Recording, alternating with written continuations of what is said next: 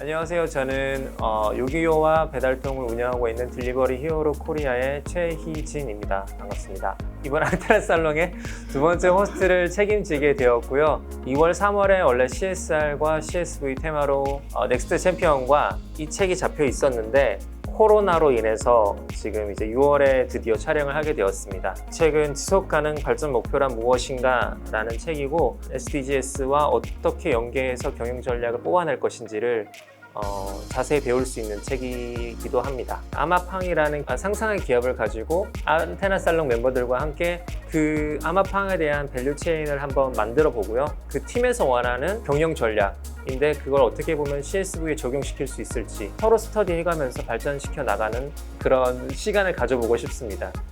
이제부터가 문제겠네요. 이제부터가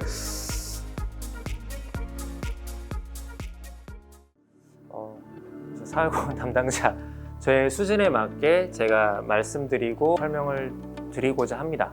오늘은 간단하게 SDGs 시대를 위한 새로운 경영 모델과 다음에 있을 토론 두 팀으로 나눠서 한번 이런저런 얘기를 해볼 텐데요. 그것에 대한 얘기까지 하고요. SDGs 딱 보시면은 어떻게 이게 보니까 여기서는 계속 대명사처럼 계속 쓰이더라고요. 좀 영어로 한번 혹시 여기 영어 잘하시는 UN에서도 같이 일하셨기 때문에 한번 영어와 멋있게 한번 대답해 주시죠. Sustainable Development Goals. 역시 약간 파파고 같이. 네.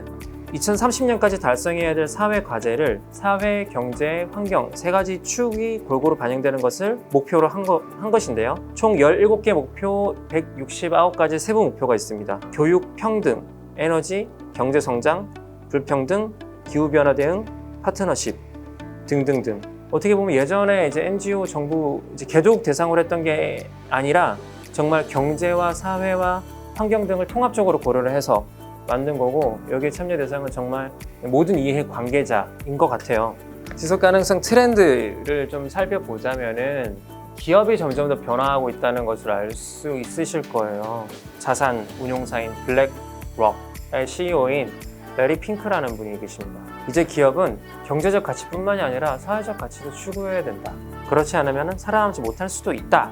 이 부분 제가 살아남지 못할 수도 있다는 건 제가 그냥 지어낸 말이고요. 무조건 경제적 가치와 사회적 가치를 창출해야 한다.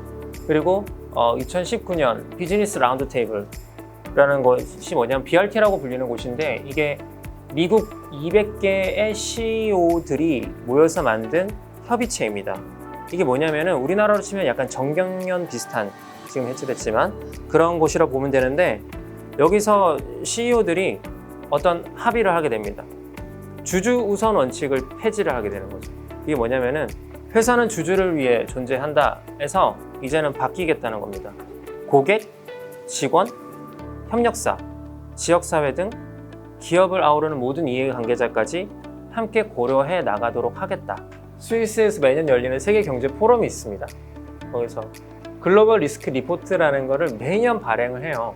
그때와 지금을 딱 비교해 보면은 예전에는 좀 경제 쪽으로 많이 치우쳐져 있었으면은 지금은 기상이변, 익스트림 웨더, 그다음에 클라이밋 액션 페일러.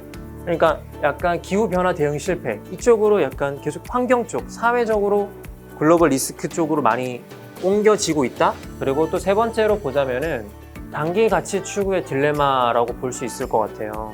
우리 기업에서는 항상 1, 4분기 감사보고서, 분기보고서, 반기보고서, 연간보고서를 계속 재무제표, 재무상태표 이런 것들을 통해서 발간을 한단 말이죠. 결과적으로는 주주를 위한 비용적인 부분을 가장 최소화시키고 이익적인 부분을 가장 극대화시키려면 결론적으로 봤을 때에는 소비하는 경제밖에 안 되거든요. 우리가 생각해야 될 부분은 이런 부분인 거죠. 밑에 하단 부분들.